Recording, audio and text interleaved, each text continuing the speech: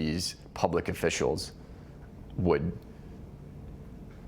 do something so self-serving. But how does it serve them to hurt you? Just political gain. I mean, these are their policies that are, and I don't mean to get political. I don't really want to make any enemies, really, although I guess I have already. But I mean, these are their policies that have clearly not worked, that the people, the general population, are not in support of, yet their egos are too big just to admit that they're wrong. Again, the full interview will air tomorrow on FoxNation.com. Here with a preview, she is the co-host of the hit show The Five, our friend Judge Jeanine Pirro. Judge, first let me compliment you. Your coverage on a daily basis of this trial in the middle of an election season was nothing short of some of the greatest work you've done. I know this is your wheelhouse. You've been a DA, you've been a prosecutor, you've been a victims' rights advocate. This was a clear case of self-defense. You had witness after witness testify that they felt that their life was in jeopardy based on the actions and the words of Mr. Neely. And Daniel Penny was a good Samaritan, put his own life at risk. And they put him through all of this. It's pretty unbelievable. What was your take on him? Well, first of all, let me just say one thing about those people who are out there yelling for black vigilantism. I want to know, where is Alvin Bragg? Where is Letitia James? Where are these prosecutors when you've got a situation where they're literally threatening to kill someone? They're nowhere to be found. It's all about ideology. It's not about reality. And then when you have the women on The View who come out and say, you know, this is wrong and that's wrong, and, you know, this is murder. Are you kidding me? The laws in New York are very clear. Justification is allowed if you are confronted with deadly physical force. You can then use deadly physical force, although he did not. He did not use deadly physical force. What he did was he was in a position to see that everyone was frozen on that subway car. There was a threat to kill, a man capable of imminent deadly physical force. He made the decision when he took out those earbuds and he told the guy next to him to hold his phone that he was going to help other people. He didn't say, let me go to another car or let me just get off the subway as soon as it stops.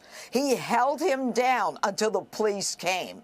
And what this man died of was sickle cell, psychosis, the stress, the K2, and all of the other things that were going on in his body. But this guy that you're looking at right now, Danny Penny, is one of the most decent human beings that I have met in my life. He wants no praise. He wants no one to consider him a hero.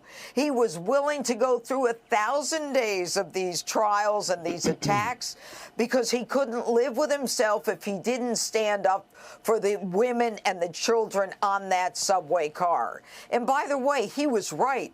He said to the police when he voluntarily went to see them, he said he seemed like he was on K2, which we know is something that makes an aggressor even more aggressive. And what he didn't know was that this guy, Jordan Neely, had 42 arrests in 7 years, that he was on a list of the 50 most mentally ill and homeless, dangerous people in New York City, in a city of 8 million people. So let's try to get to the bottom line here. And that is, we've got a hero and people who needed to be protected. And he was that guy. And the jury did not get to hear all of that information that you put out. Let me go back to your interview, and where he said that Neely was threatening to kill people. You just identified the law. And then saying that he would have felt guilty if someone in the subway got hurt. Let's listen. What in you caused you to want to get involved? I mean, I'm not a confrontational person. I don't really extend myself. I think this type of thing is very uncomfortable. All this attention and limelight is very uncomfortable. And I would prefer without it. I didn't want any type of attention or praise, and I still don't. Mm-hmm. The guilt I would have felt if someone did get hurt, if he did do what he was threatening to do. Would never be able to live with myself. And I'll take 1 million court appearances and people calling me names and people hating me just to keep one of those people from getting hurt or killed. He was just threatening to kill people. He was threatening to go to jail forever, go to jail for the rest of his life. And now where I'm on the ground with him, I'm on my back in a very vulnerable position. If I just would have let go, now he turns. Why is that a vulnerable position? Well, if I just let him go, I'm on my back now. He can just turn around and start doing what he said to me. So Killing, hurting. Pretty amazing, Judge. When you get to the law, if everybody testifies, every witness says pretty much the same thing, that they felt their life was in jeopardy, that then therefore triggers justifiable use of force. Then we had a DA, who never should have brought this case in the first place. Then we had a hung jury on the manslaughter charge. Then, according to New York law, if you don't get a verdict, the entire case should then be thrown out. But no, they went for a compromise verdict, which brings more corruption into Alvin Bragg's office. What do you make of all of that? Look, Alvin Bragg's office did everything they could to put Danny Penny in jail. The police did not arrest him. It was 10 days later that they decided to indict him, and that's after Al Sharpton came in and everybody said this case is about race. And Alvin Bragg's office should be criticized for the fact that they tried to make it about race. I want you to remember a couple of things. Number one, there were minorities on that jury. Number two, there was a Hispanic and a black who assisted Danny in holding down Jordan Neely. And number three, on the subway car, the people who were black, Hispanic, and white. So nothing about this was racial.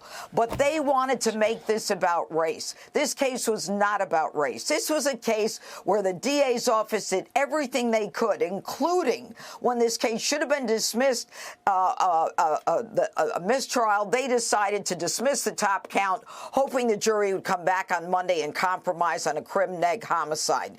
They didn't do that.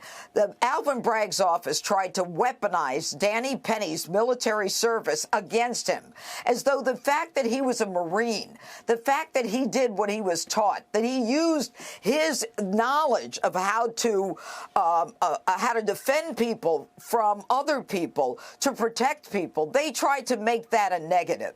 And so people in the military should stand and salute this guy. Law enforcement should stand and salute this guy. And Alvin Bragg should be investigated by the Civil Rights Division of the Department of Justice for his trying to politicize as well as violate the civil rights of Danny Penny based on a make-believe racial pretext. Yeah, let me ask you, I'd be negligent if I didn't talk about the United Healthcare CEO, Thompson, and the people on the left that are joyful and happy and celebratory. And, all right, I understand sometimes people have frustration with an insurance company, but this was an assassination. Are you as shocked as I am at the left's reaction to this assassination? It is mind-boggling. But, Sean, we are just coming out of a long period of this leftist progressive nonsense. I was going to say BS. And there are still people who believe in it. And, you even have people who supposedly know the law, like, AOC and some of the people on The View. They don't know the law. They don't care about it. But let's talk about the health care system in this country. You want to complain about it, you're justified if you feel you've been wrong. But, you ought to try the healthcare system in some of these other countries. Try going to Canada and, try going to other countries where you can't even get to a doctor. Britain. And let's talk about the fact that this government is spending so much money on the health care for illegals when we should be using that money to help Americans. So, I mean, it's like these people they're ignorant. They're ignorant of the reality. And this kid, He grew up with a silver spoon in his mouth, and he's so angry. I mean, if you got an issue, you can sue. But this is beyond the pale. And I'm telling you right now, Sean, the American people on November 5th, they decided they're going to take this country on a different track with Donald Trump. It's going to be about law and order. It's going to be about loving America and not hating America. It's going to be about respecting our borders. All of this will change.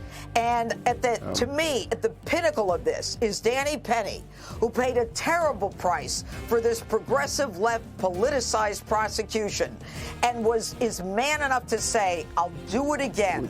I don't want people hurt. And the guy wants no attention, Sean. This was very hard for him. And I have to compliment his mother and his father for raising a phenomenal human being.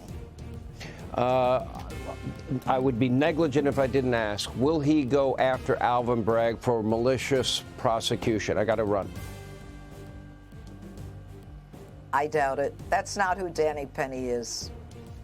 Judge, you did a phenomenal job, not just in the interview. It was great, very compelling. Thank you. We'll watch the entire interview on Fox Nation, but more importantly, your entire coverage of the case. Anyway, tomorrow on foxnation.com. You don't want to miss it. Hey, Sean Hannity here. Hey, click here to subscribe to Fox News YouTube page and catch our hottest interviews and most compelling analysis. You will not get it anywhere else.